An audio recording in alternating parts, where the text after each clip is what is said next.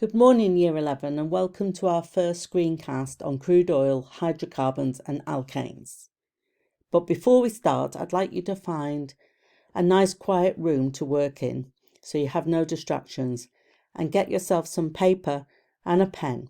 I'm going to pause the video and come back in a minute when you've found a nice quiet place to work.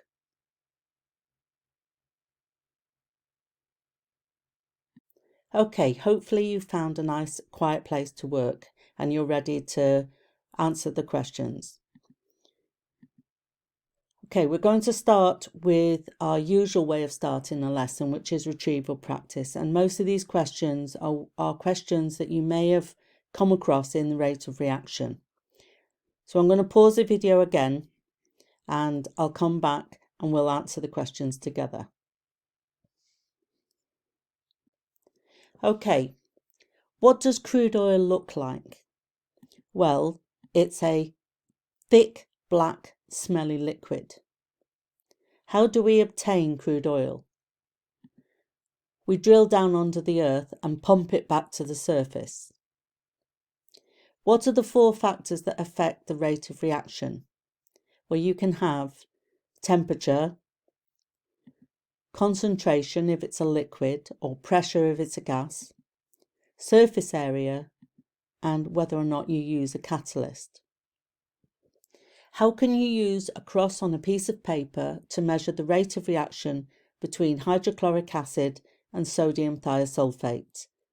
Well, this is your required practical, and if you remember, a precipitate's made called sulfur, and that sulfur blocks the cross and stops you seeing it. And since rate of reaction is about how quickly we're making a product, what we do is we time how long it takes for the cross to disappear, as one of the products is a precipitate which will block our view of the cross. If you collect 36 centimetres cubed of gas in 1 minute 40 seconds, what is the mean rate of reaction in centimetres cubed per second? Well, the first thing you might notice is that the time is in 2 units and we need it in 1. So we either need to convert it to minutes or seconds, and seconds is the better unit to convert it to. So we've got 100 seconds. So using our rate equation, rate is the amount of product over the time taken. So it's 36 centimetres cubed over 100 seconds gives us 0.36 centimetres cubed per second. Hopefully you were successful with those questions. Okay, our success criteria today are: I will be able to describe the composition of crude oil and explain why it is a finite source. Hopefully you will be able to identify and state the formula of the first 4 hydrocarbons in the series called alkanes. And you'll be able to work out the formula of any alkane given the number of carbon atoms in the alkane. Okay, a minute ago we were asking what does crude oil look like, and it looks like this. It's a thick black liquid. It's quite smelly, comes from the ground, and it's totally organic. So one of the things we need to do now is try and remember how crude oil is made. In a minute, I'm going to pause the video so that you can watch the YouTube video, and then I want you to answer the questions, and then I'll come back and answer them with you.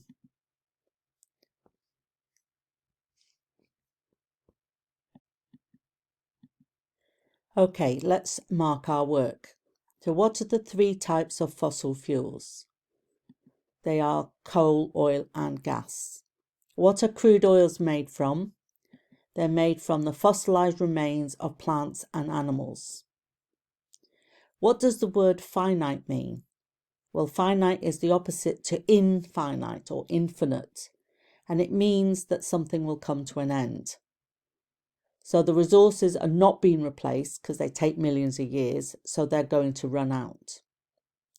What 2 elements are hydrocarbons made from?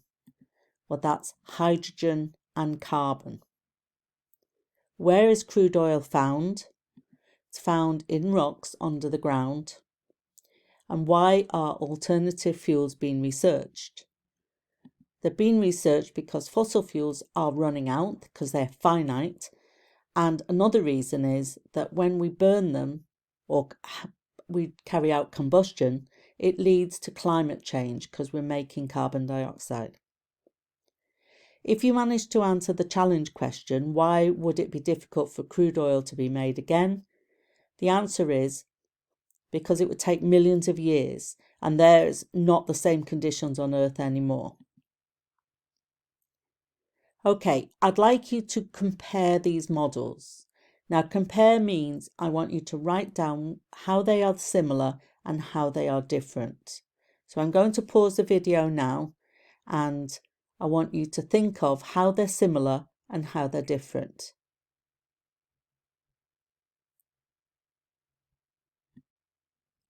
Okay, so how they're similar.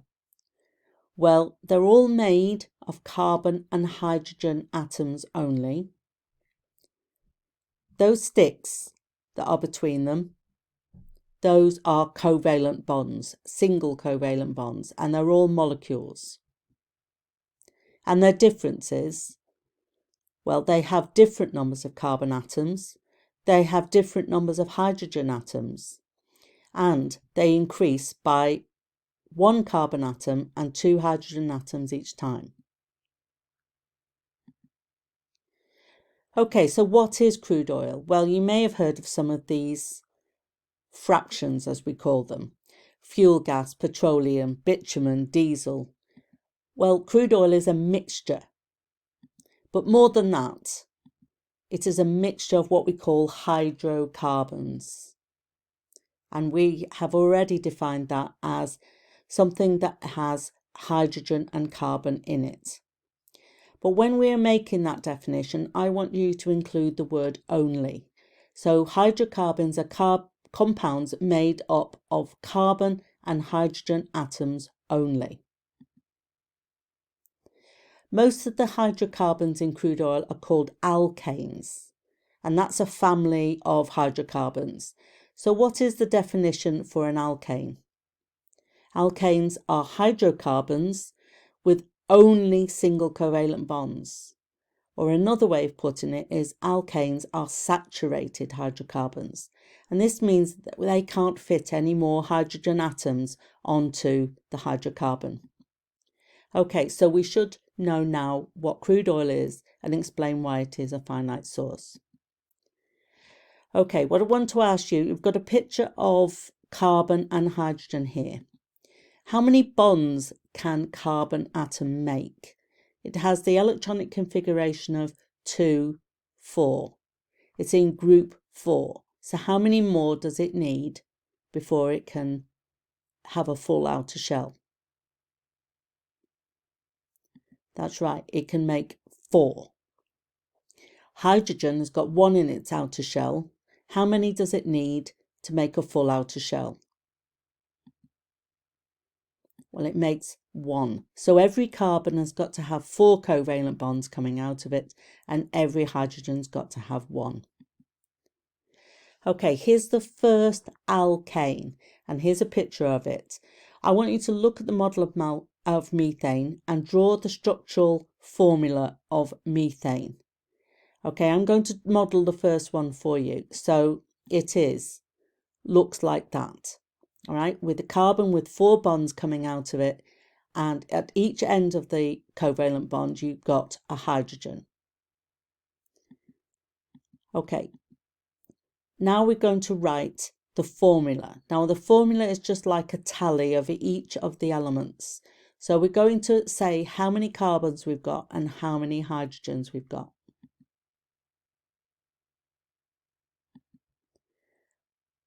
Right, we've got 1 carbon and 4 hydrogens. So it's written as CH4. Here's the next one, ethane. We're going to do the same. I'm going to pause the video in a minute and I want you to draw the structural formula of ethane. Okay, hopefully you've got it right. It looks like that. Okay, now I want you to write the molecular formula of ethane. And I'm going to pause the video again while you do that. Okay, hopefully you got C2H6. Let's have a look at the third one, propane. I'm going to do the same thing again. Look at the model, draw the structure, and then put on the video again. Okay, hopefully you got this structural formula. I'm going to do the same thing again for you to write the molecular formula down. I want you to pause the video and write the molecular formula. Okay, hopefully you got C3H8. Last one you need to know is butane. I want you to pause the video, draw the structural formula, and I'll come back in a minute.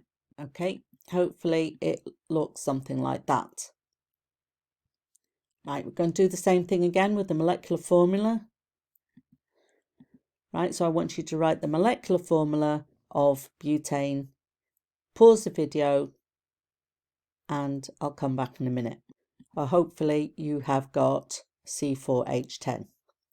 These are the four that we need to know, and this is a way that we remember their names. Meth, eth, prop, bute. The ane means it's an alkane. So monkeys eat peeled bananas, or monkeys eat peanut butter, whatever you want to do. Okay, so now we should be able to identify, draw the structural formula and the molecular formula of the first four hydrocarbons. Okay, but what if we have an awful lot of numbers of carbon? How do we work out what the formula is? Well, the formula for an alkane is CnH2n plus 2, where n can be any number. So pause the video and work out how many hydrogens you would have if you had 156 carbons.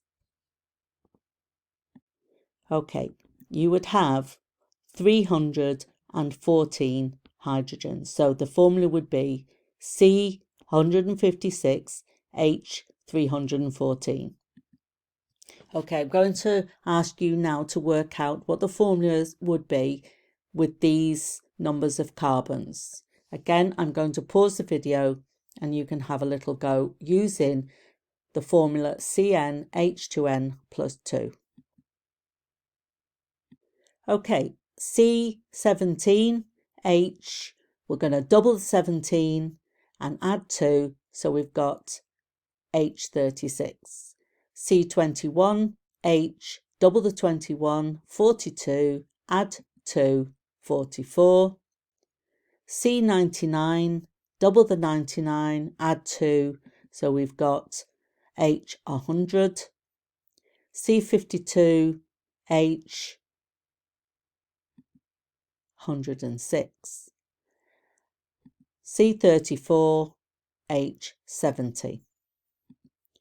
Okay, what I want you to do now is we're going to have a little bit of fun. I want you to put your finger on the screen with the answer you think it's going to be. So whether this is an alkane or not. So I want you to put your finger either on the cross or the tick, and then I'm going to give you the answer. Okay, well that is an alkane. But why is it an alkane? I want you to pause the video and try and think of an answer. Okay, it's an alkane for many reasons.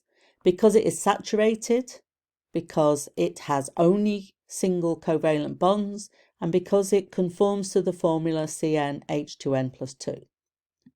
Let's have another go. Put your finger on the answer that you think is right, either the tick or the cross. Is this an alkane or not? Pause the video. Okay. Yes, it is an alkane. But why? Pause the video again and write down why you think it's an alkane. Okay, it's an alkane because it has a formula of CnH2n plus 2. What about this one? Put your finger on the cross or the tick. Okay. It is not an alkane. Why? Why is it not an alkane? Because it does not have a formula CnH2n plus 2, or simply it is unsaturated because it has a double covalent bond. Is this one an alkane? Put your finger either on the cross or the tick.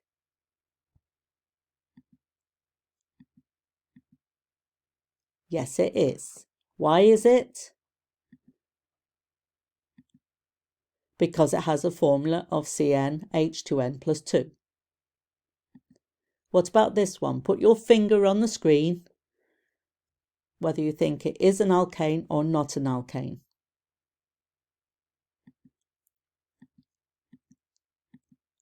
No, it's not an alkane.